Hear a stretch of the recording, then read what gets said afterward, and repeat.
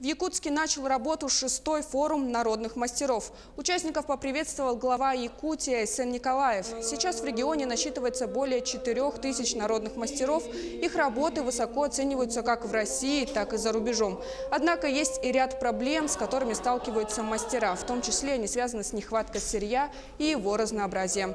Также отсутствие возможности экспорта своей продукции за пределы страны. Художественные промыслы народов Якутии, они имеют, на мой взгляд, очень большую перспективу.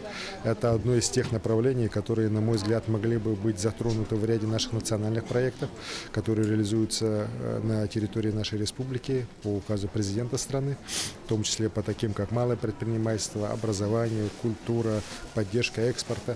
И с этой точки зрения, конечно, и правительству надо будет вырабатывать новую концепцию поддержки художественных промыслов и народных мастеров. Предыдущая уже свою историческую роль сыграла. Сейчас надо выходить на новые уровни, продвигать нашу продукцию на мировые, российские рынки, защищать их от многочисленных уже сегодня, к сожалению, подделок. Также вырабатывать концепцию образования, причем не только специального профессионального, но и дополнительного в школах, может быть, даже в детских садах, для того, чтобы искусство наших народов, населяющих Якутию, не исчезало, а наоборот развивалось.